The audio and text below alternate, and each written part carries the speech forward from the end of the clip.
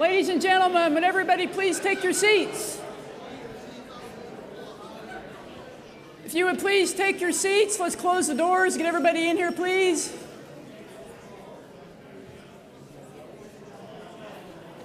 All right, we have made a little change in our schedule. If I could have your attention, please. You know how it is dealing with the airlines. You're at their mercy. So Bill Black is on his way here. His flight from Kansas City was canceled this morning. So he's getting into Hayden at 3:49. We're going to do the debate at 4:30.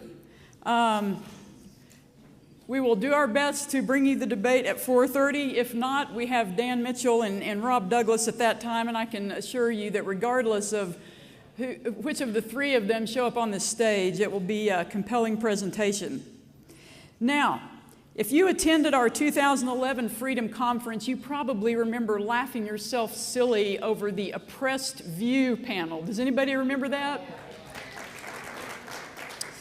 Well, we're thrilled that one of our members of the Oppressed View panel has come back again this year.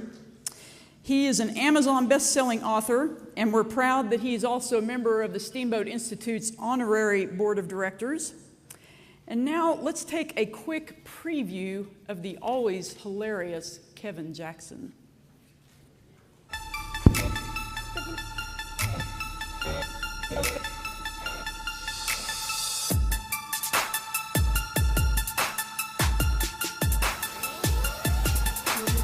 You had Maxine Waters say that the Tea Party members should all go to hell. Well, I will tell you where hell is. Hell is in the black communities that the Congressional Black Caucus serves. Hold on just a second. What did you just say? I said these policies are racist. Thank you.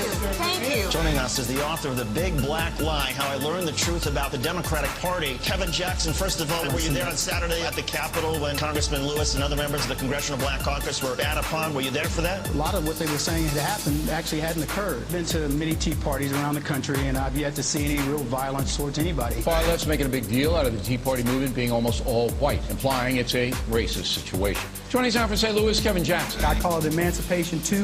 This time everybody gets free. With us now, reaction from Tea Party activist Kevin Jackson. Kevin, what'd you make of that? Wow, I think he managed to sum up the Democrat and elitist position very succinctly by saying that black people are stupid and white people are racist. The thing that gets me most, Neil, is that the ease in which he makes these comments. Guess what? When blacks like myself, conservative blacks, go off the plantation, and what they do is they do what they did to Ken Gladney in St. Louis. They give you a beat down. And if they can't do it physically, they're going to do it verbally. Yeah, it's complete subterfuge. But the fact of the matter is, Carson made an incendiary comment that has no place in American politics and in the lexicon of today.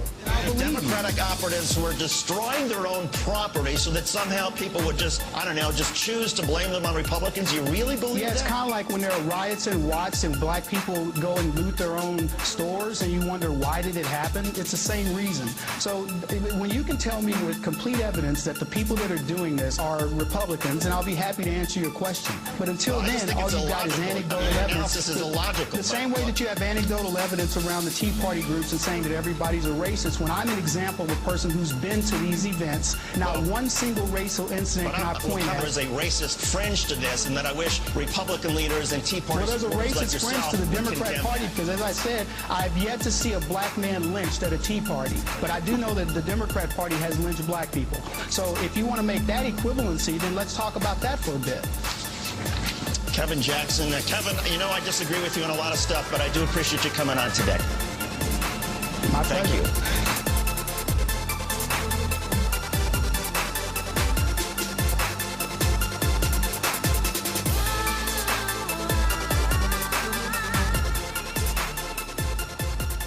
Ladies and gentlemen, let's give a warm Rocky Mountain welcome to Kevin Jackson.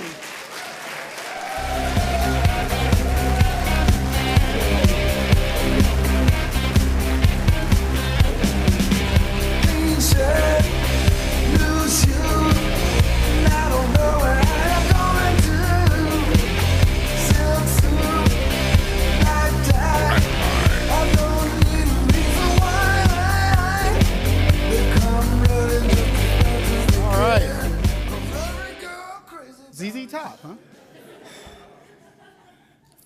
Well, I'm going to tell you, folks, I'm here because you've been tricked. You thought that this was the Steamboat Institute conference, but in reality, you're part of a new reality TV show called Mass White Conservative Intervention.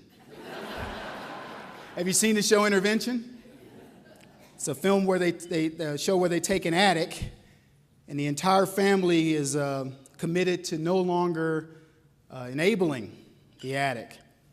So the Steamboat Institute is family, and you guys are the addicts. And I'm the person who's going to help you through this intervention today, and my name is Kevin Jackson, best-selling author of a book called The Big Black Lie, and my latest release, Sexy Brilliance and Other Political Lies. Added that other part so you wouldn't think it was about me. So I'm here to deliver tough love. And as they say in Intervention, if you accept this gift, there's a jumbo jet waiting outside to take you to my treatment center, the Black Sphere Center for Unwavering Conservatism. And there you will receive a new backbone, a non-politically correct attitude adjustment. And I want to tell you, my backbones are American-made, an alloy of tungsten steel, titanium, and a little something that Colonel West, Herman Cain, and Star Parker and I call secret sauce.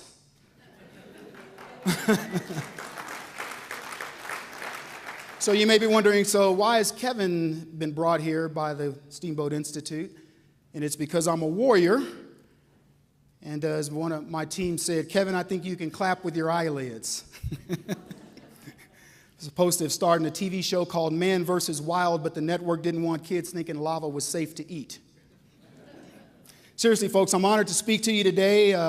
Last year we did the Oppressed View panel, as you guys know, and really sad that Tony's not with us this year because he was so much fun on that. He was the kind of the oddball white guy. He's like, what am I doing here? I'm not exactly oppressed. Yeah, you got an accent, Tony. That's why we're oppressing. Anyway, so my talk today is going to be an attempt to explain how we have ended up back in the 60s and what I call full circle flipped. And the astute of you may be asking, what are you saying, Kevin? Are you talking about the 1960s or are you talking about the 1860s? And in fact, I'm talking about both. As Ayn Rand said, you can ignore reality, but you can't ignore the consequences of ignoring reality. So why do I say we've become full circle flip? Because in years past, we had white Republicans marching arm in arm to fight for the civil rights of blacks as white Democrats jeered. Today, we have black Republicans fighting shoulder to shoulder for white Republicans as black Democrats jeer. A reverse civil rights movement is afoot, which I call Emancipation 2. This time, even the white folks get freed. So what are we up against?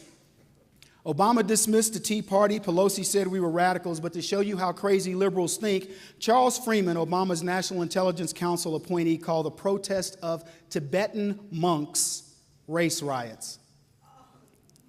For people have asked me if the grassroots is dead, and I think we're finally beginning to answer that question for them. And I've thought about it this way. The media thinks that the grassroots is a baby. And like most leftists, they'd like to abort the baby. But instead, the baby was put up for adoption, and the Republicans adopted the baby. But secretly, the Republicans hoped that the baby would stay a baby forever.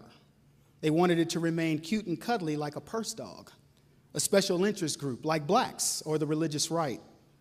But we grew up, and we are dealing with politics on both sides. And what we learned is who Obama really is. Liberals ignored all the signs. They had the man of their dreams.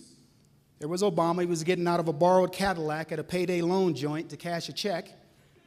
But what they didn't realize was that he was cashing a hot check.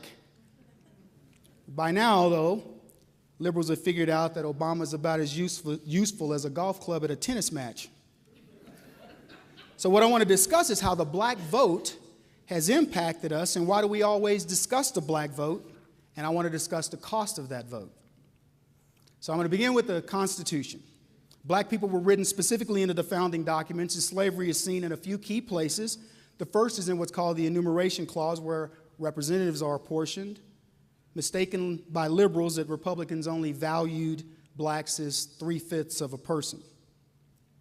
In Article 1, Section 9, Congress is limited expressly from prohibiting the importation of slaves before 1808, a date that represented a compromise of 20 years.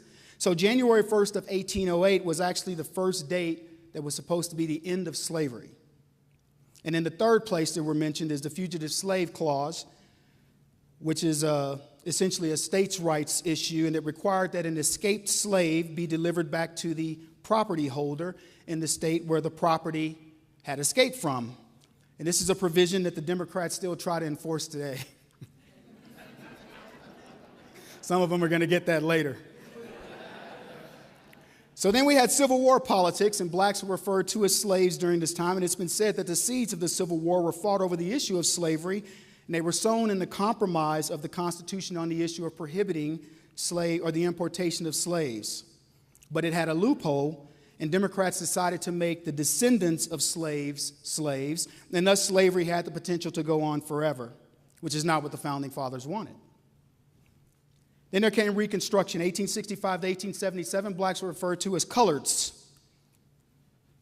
This was the era of what they called radical Reconstruction. And it should have been called the first Black Renaissance because blacks got the right to vote, and more blacks served in politics than in any time in history. Then came the Roaring 20s, and we were called Negroes.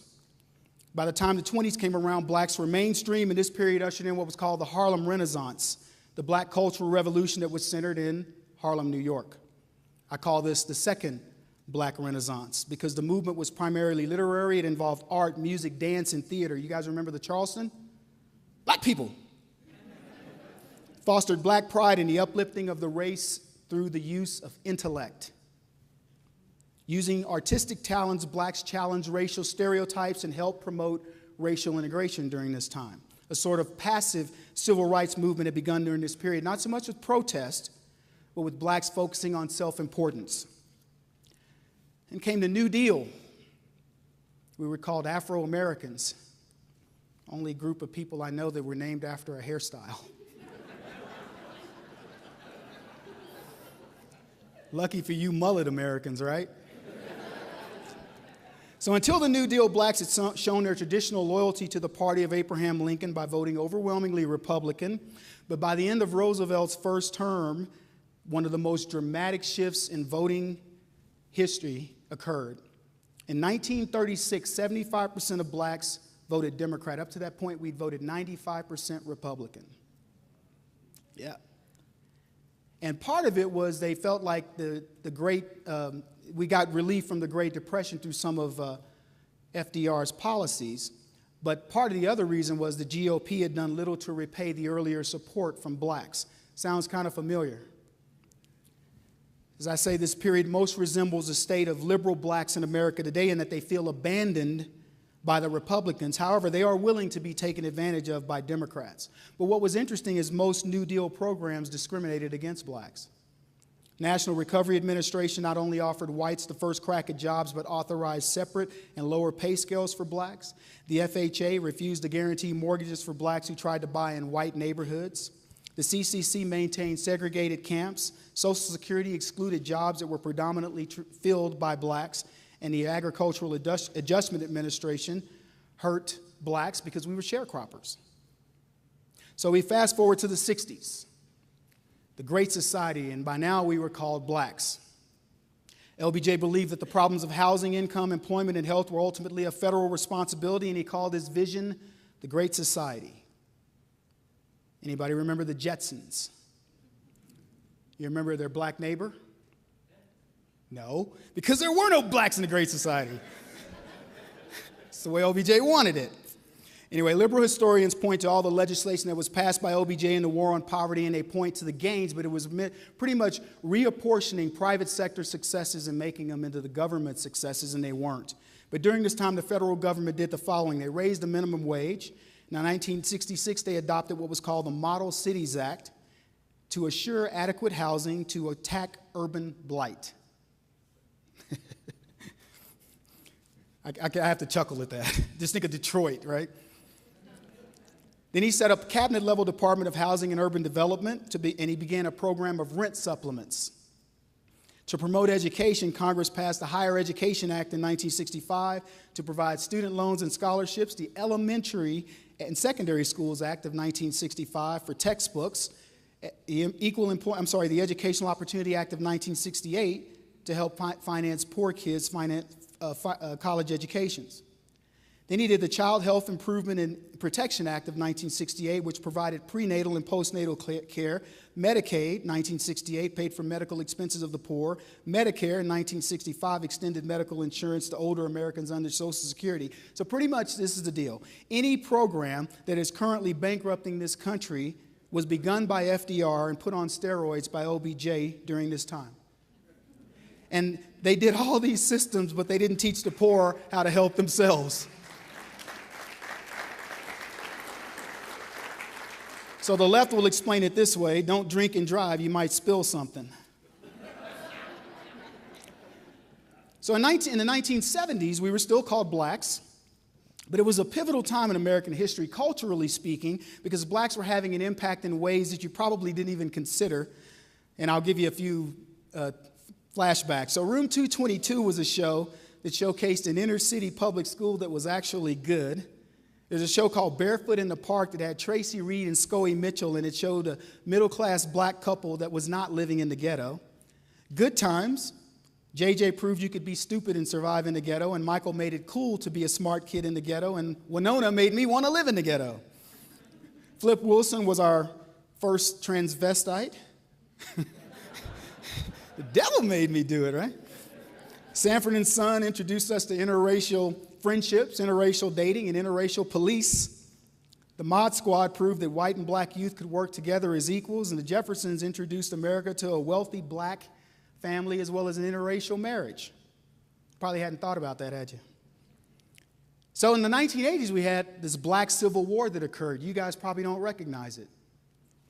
But there was a civil war between the Bookerites and the Du Boisians.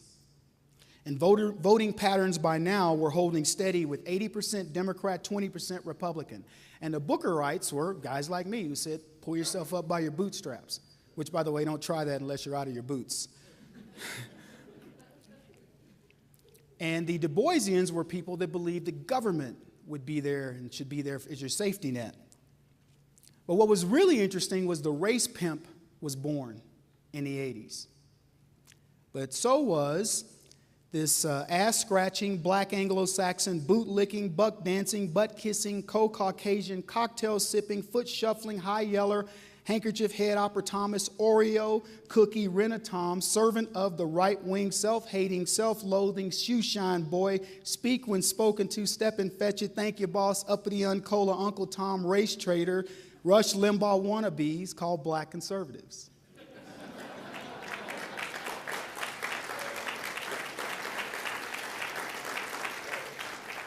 To name a few. So in Y2K plus 8, we were in the 60s all over again. And by this time, we'd come what I call full circle flip, because the election of a black president was supposed to end the idea of racism in America, right? Americans were supposed to be happier than a hippie who made it through customs. But we find ourselves in the midst of this second civil rights movement and the need for this second emancipation. And all this election accomplished was to give America the dumbest, one of the most racist administrations in the history of this country. So is there not enough evidence that blacks or anybody else can achieve whatever they choose in America and that racism is pretty much non-existent in the mainstream? Of course there is. But the left doesn't care about reality. That's why they have Hollywood. Hollywood is the most racist, sexist, misogynistic industry in America. I don't know if you guys are aware of this. Hollywood can legally discriminate against anything.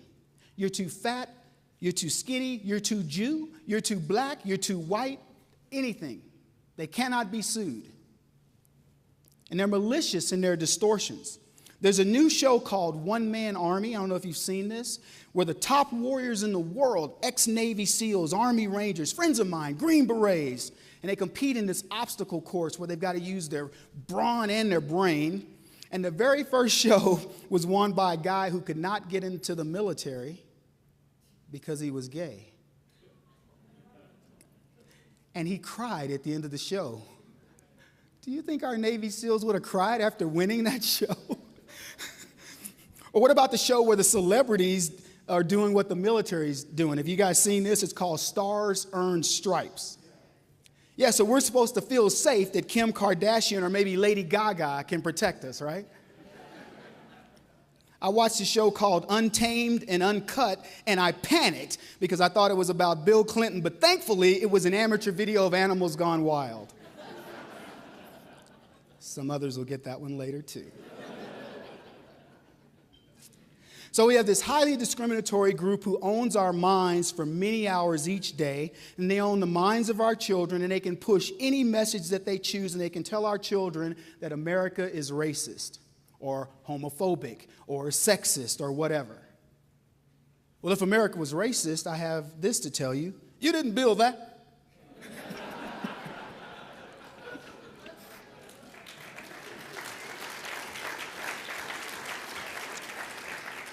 So I was eating a saltine cracker the other day, and a friend called me with a joke that cracked me up. You see, the guy didn't realize that he'd left the door cracked. And well, in walked this crackhead who'd just been kicked out of Cracker Barrel for stealing Cracker Jacks. I just felt like saying that because there's a lot of crackers here. So Obama's driving people crazy, and he's emboldening them to do silly things. And here's a true story. A black guy in Ohio was arrested for brandishing a gun at a white guy and demanding that the white guy do the moonwalk. Y'all think I'm making this up? How demoralizing is that, though? A black guy apparently so desperate to learn how to moonwalk that he asked a white guy to teach him. I may be wrong, but making a white guy dance could be considered a hate crime.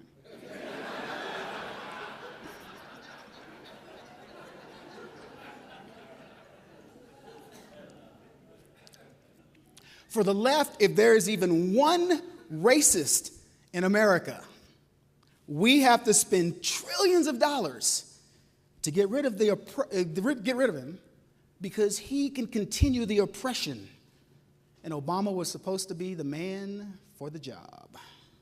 He's half black, he's half white, so he's acceptable to the black and white racists who elected him. I can only imagine how the moderates and the lefties who voted for him feel now. Probably like I felt when I learned that Fonzie, the coolest yesteryear Italian on TV, was really a mousy Jewish guy named Winkler. So the question is, what has all this feigned racism gotten us? $17 trillion spent on liberals' destructive behaviors cloaked in the war on poverty. By the way, poverty won. You don't believe me? There are flat screen TVs and Nintendos in poor people's homes that we pay for. So we search for diversity in the most diverse country on the planet. I saw a comic that had Obama saying, I won't allow half of the Americans who pay no taxes to carry the burden of the half of the Americans who are not paying their fair share. How ridiculous is that? Obama wants to convince the half of us who pay taxes that we're not doing enough to cover the half who pay nothing.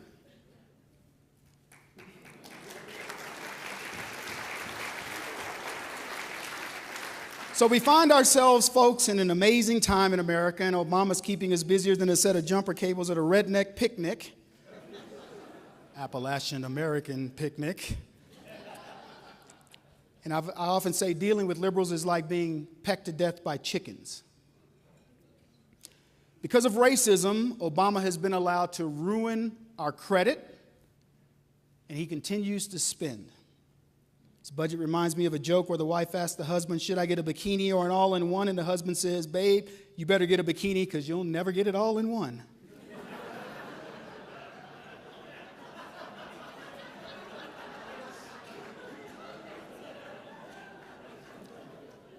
Liberals are as lost as last year's Easter eggs, and they will either tax you or they will regulate you from the cradle to the grave. Here's a quote from the great Al Sharpton. White folks was in caves while we was building empires. We taught philosophy and astrology and mathematics before Socrates and them Greek homos ever got around to it. That's going to go down in the history books, isn't it? But ironically, it is the sharptons of the world who have killed the black empire, as the homos of which he speaks have flourished. If there's anybody that deserves the vote for Obama, it is the gays. LGBT, he's made the military, don't ask, don't tell's gone, and hate gay now is a hate crime and all that. So anyway, if you want to have fun with liberals using a contradiction, ask them what's the speed of dark. I think I asked you this last time. Then call them a racist for not knowing. It's the same as the speed of light, by the way. So one could argue how people die could be considered racist. Somebody just got that really. Did you hear? That was like a total delay. In comics, we call that wit lag. The time between the joke and the time they get it.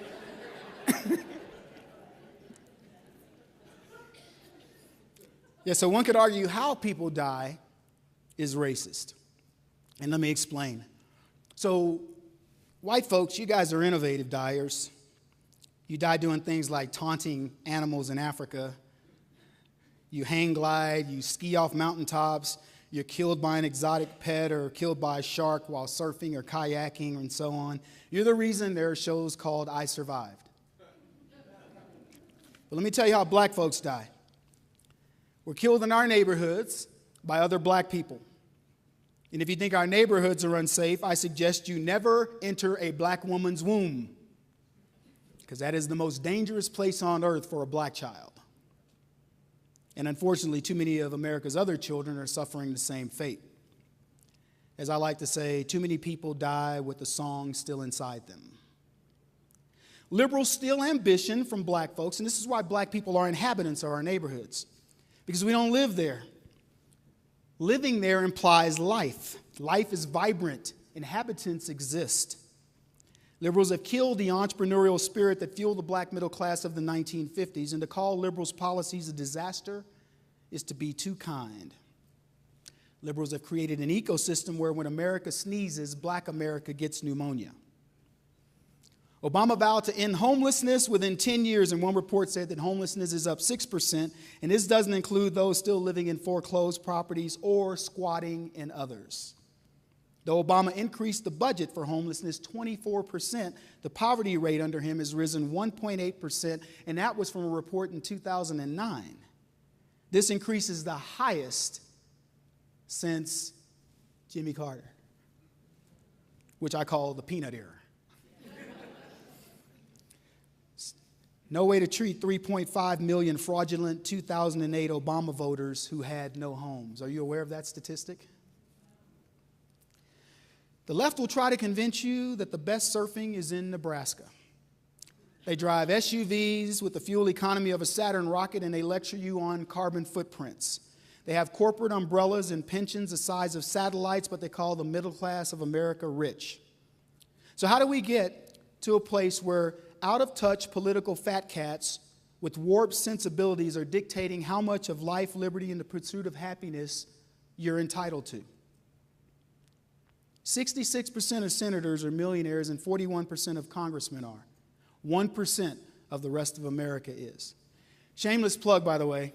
I am up for adoption, in case there are any millionaires in the audience. Now, Frank and Mary have put in a bid. Where are they? There they are. In case anybody wants to adopt a middle-aged black guy. With my kids, I got 4 boys. 2 in college, just in full disclosure. So the conservative rich should be admired. The liberal rich are hypocrites. It's true.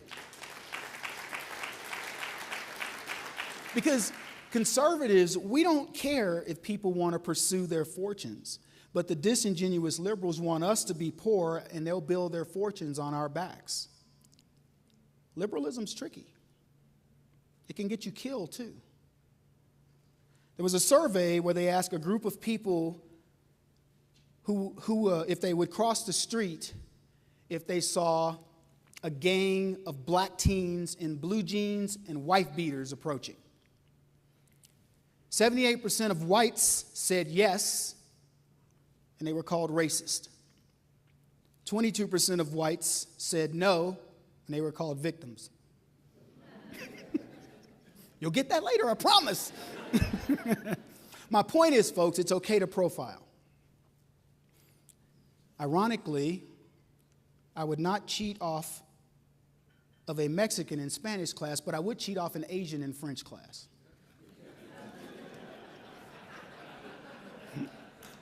That's not how you spell bueno, Essie.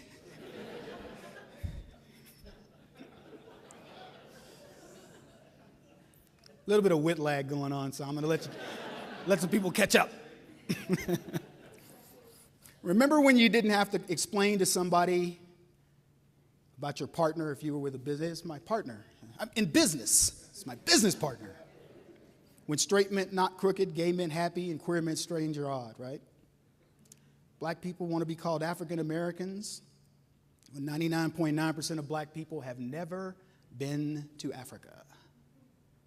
They don't know how many countries are in Africa. They don't know how many languages are spoken. 51 countries, by the way. Give or take, depends on if there's somebody's taken over one or given up one. And over 2,000 languages. Blacks don't walk around trying to figure out what you are.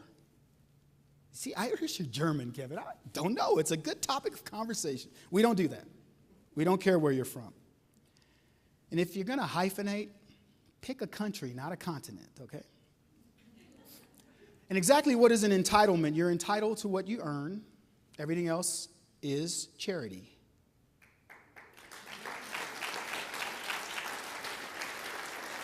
And would you make an investment in any government agency? If you would, I really want to talk to you in the lobby. Government doesn't invest. It taxes and waste. So people theorize that Obama was the Antichrist. You guys remember that? They're like, oh, this is the coming, you know. And there are signs. You just got to know how to read them. So let me give you an example. In the recent Olympics, a white guy from Britain won the long jump.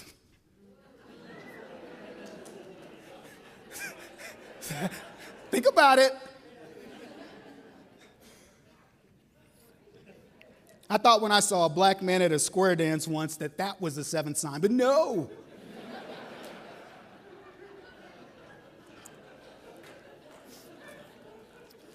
So we are near the end of days, folks. I just proved it. Government doesn't want us to know that we've gone from being citizens to being consumers. Our role is to consume what the government feeds us. I'm tired of being a consumer. Like Spartacus, we've all been born into this new form of slavery. And the cost, as I said earlier, is about $17 trillion, and it's growing. But we won't have to pay most of it. It's going to be our kids and our grandkids. So maybe I just long for the days when I used to walk around with a pick stuck in my big fro.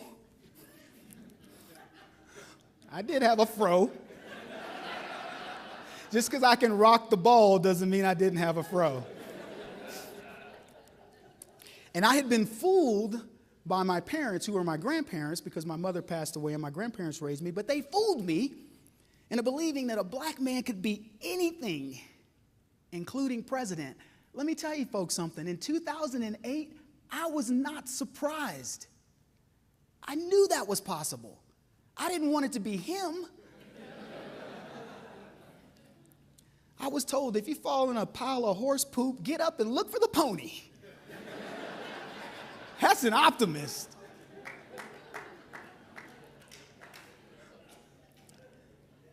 So we are bonded today to end identity politics. We fight for one race, the human race.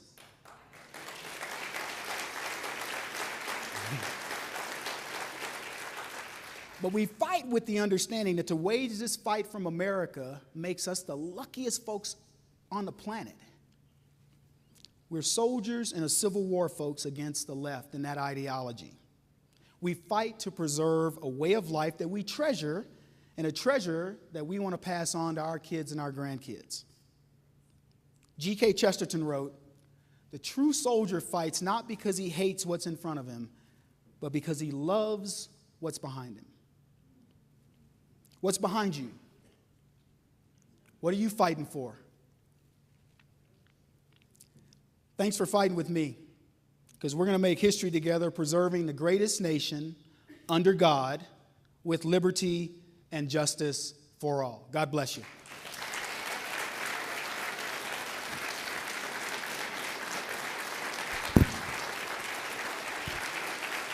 How are we doing on time? Question? Thank you. We're going to take a few questions. Got a microphone? Oh, there we go.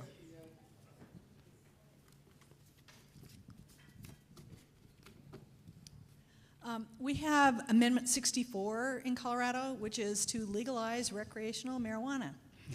And yesterday on the way up here, I heard on the radio the head of, the NAACP has endorsed Amendment 64 in Colorado. And so on the radio yesterday, I heard the head of the region that it's Colorado, Wyoming, and 2 other states, NAACP region.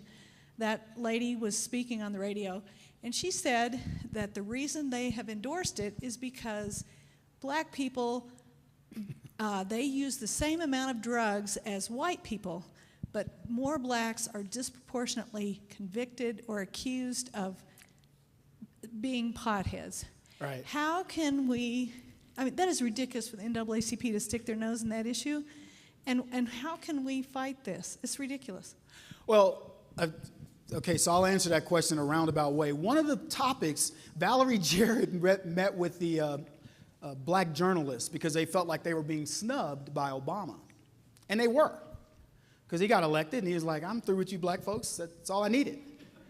But anyway, so one of the things that she actually said was a good thing for blacks. She said health care. That was one. Obama tax. Because apparently black people use medical more than whites. I thought we all died at the same rate, but maybe I'm wrong on that. But one of the things was they claimed that there was a disproportionate law with between crack cocaine. It was disproportionate sentencing. That's why government loves statistics, by the way, because they get to play that game. Oh, well, there's twice as many blacks as whites on drugs. Well, there's 4 times more drugs in black communities. The question is, why aren't there more? So they play those games. And we allow those games to be played because every time you check white, Hispanic, or whatever, you're playing that game. There's a thing right now in the Chicago school systems, and there's a black administrator and educator who's under fire because they said that blacks were being, reprimanded in schools at twice the margin of whites, of other races. And he said, this using his own words, he said, black kids need to quit clowning. And he said, they don't have parents, and they're coming here as thugs, and we're having to reprimand them more than others. But this is a black teacher saying, it isn't like he's picking on black kids, but government loves those stats because they get to throw them back in your face. And we buy it. And that's why if you accept this gift, we're going to fly you all to my treatment center, right? Because you need an intervention. You've been taught to believe that you can't speak up about these things, and it's flatly wrong. And you get this ridiculous comment about blacks are getting worse sentencing than marijuana. If we're using more marijuana and we're being stopped from it, it has nothing to do with your color. It has to do with the fact that you're using marijuana. That's it. Look, wouldn't you like to have this conversation? In Chicago schools, we had this many reprimands, and it's bad that we're having to reprimand all these kids. No color, no religion, no nothing. Bad kids are disruptive to good kids. Let's stop the bad kids. But we don't have those conversations.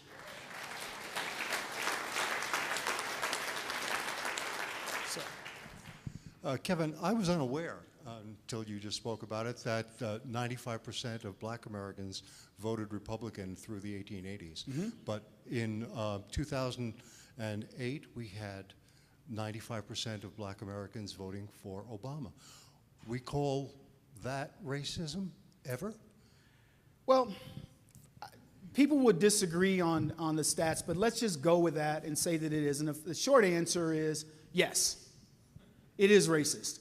And now you're going to have a tough time convincing blacks, and they'll tell you, oh yeah, I voted. Why'd you vote for Obama? I voted for him because he's black. Well, that's racist. No, not really. You know, it was historical. It was, you know, they're going to give you Who Shot John for 50 reasons why it was the thing to do. And even now that they know he's been a dismal failure, I call him the Mookie Robinson of baseball. You know, blacks would have never been in the big leagues if Obama were it, right? We may never have another black president because of Obama.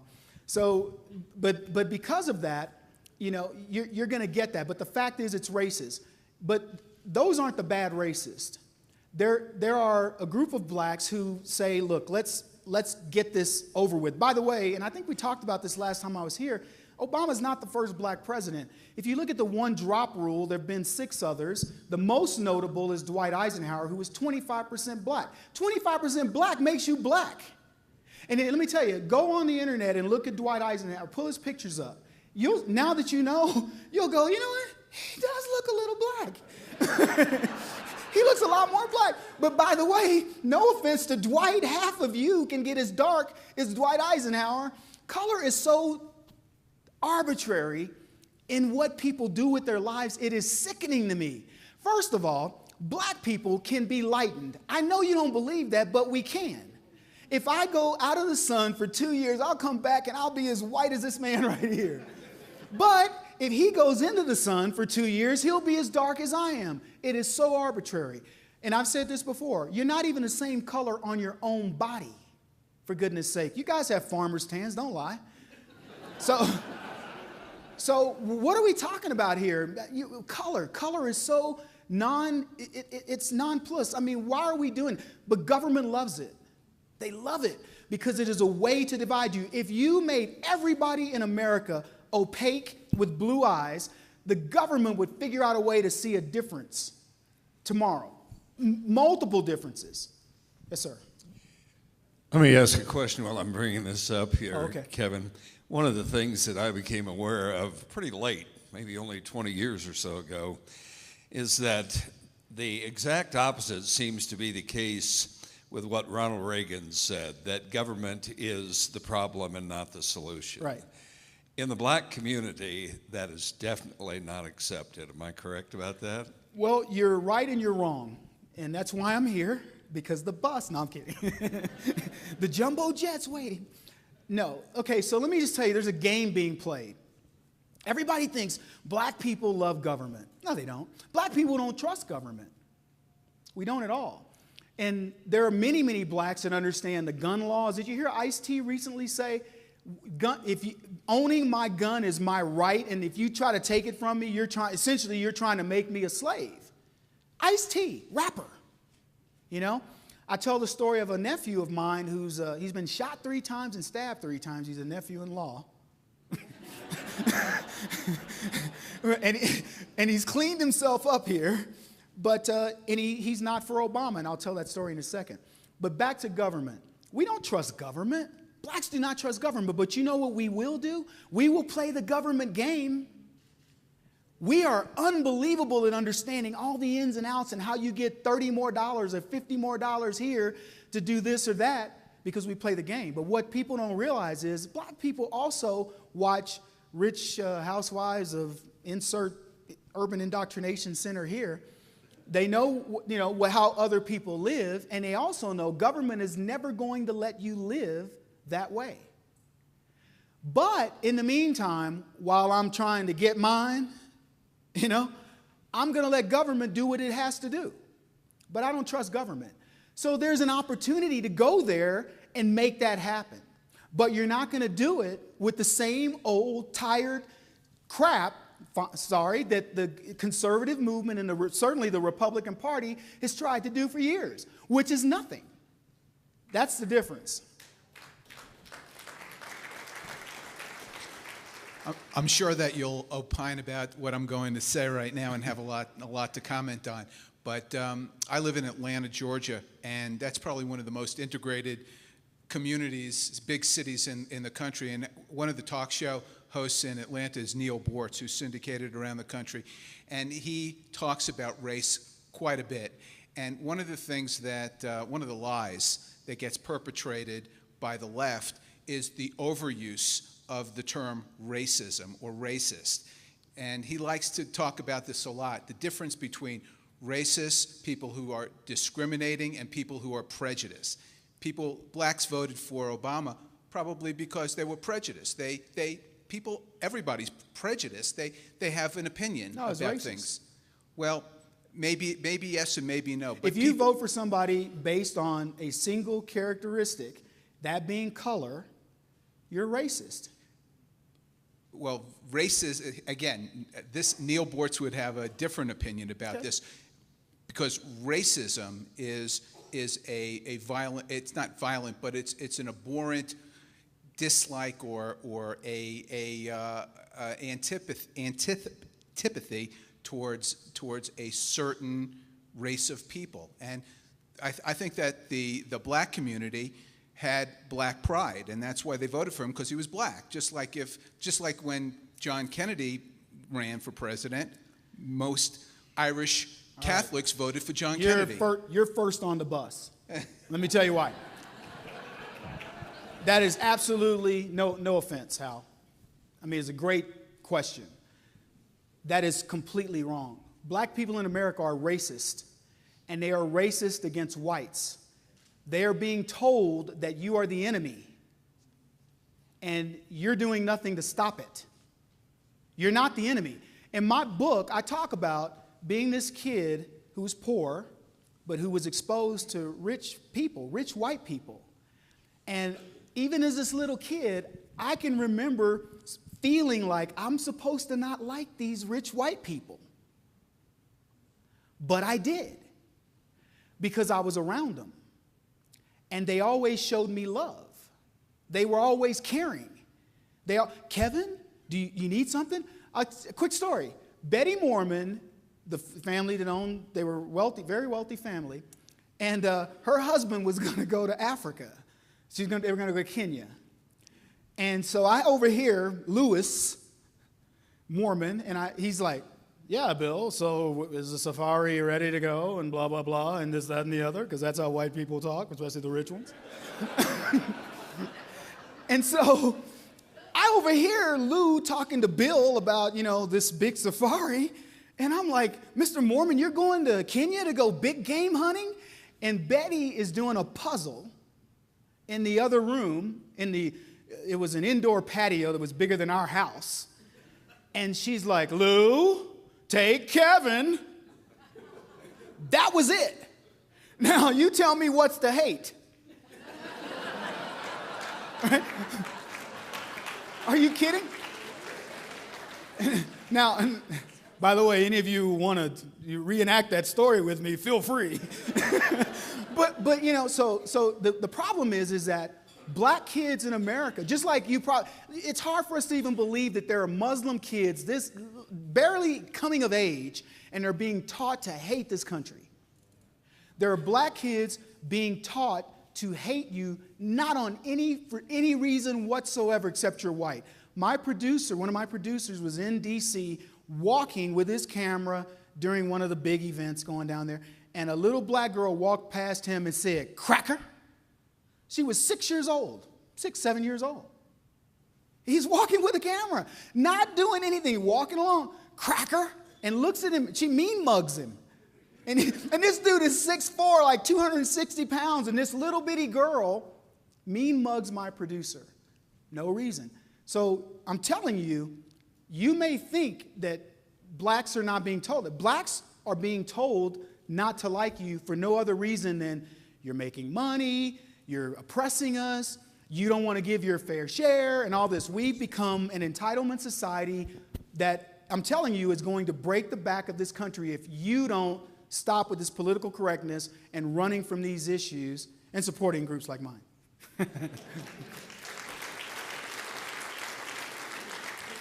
Kevin, I've heard it said that anybody that thinks like I do is brilliant. So I just want you to know, I think you're brilliant.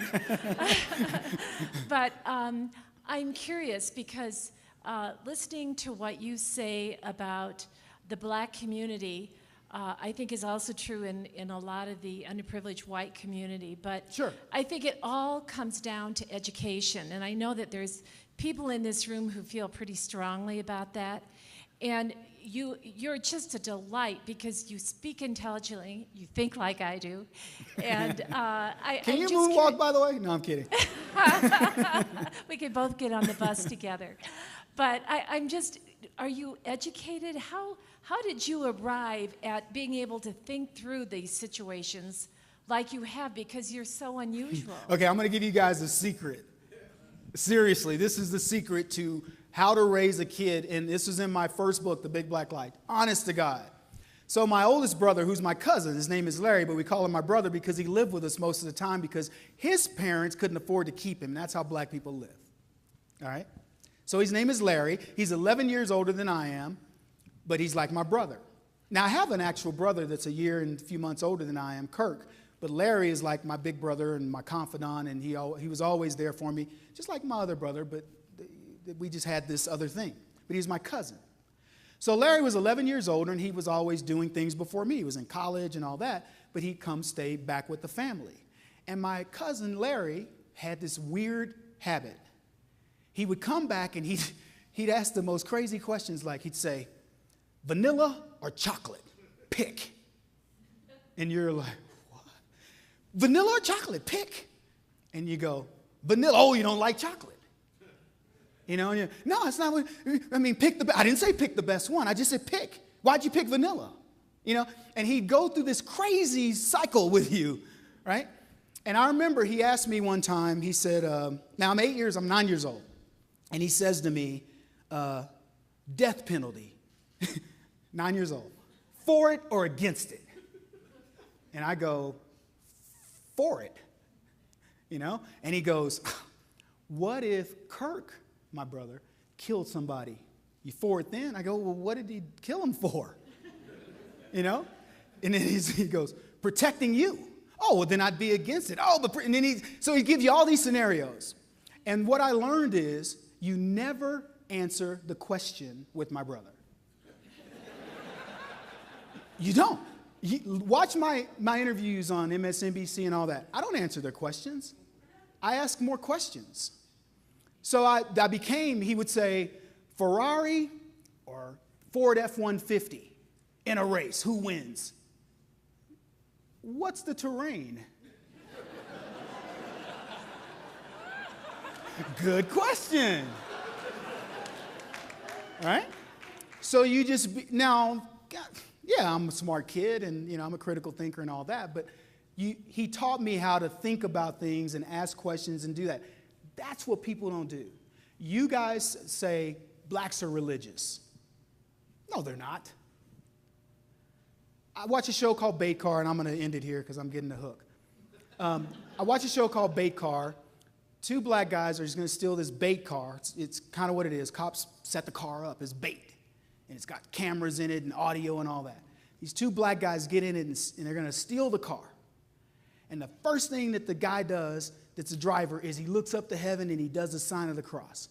And then he looks at the passenger and he says, do it. And the guy goes, and he didn't really know what to do.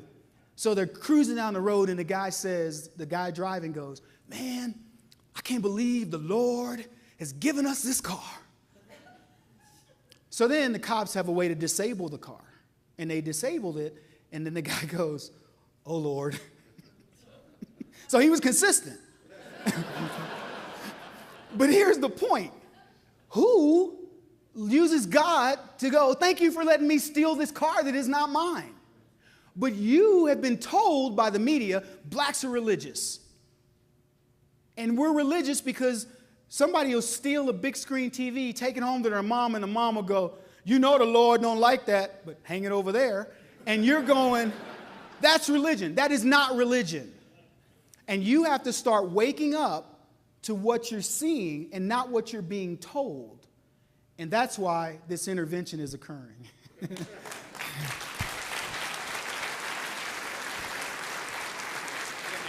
Kevin, good job.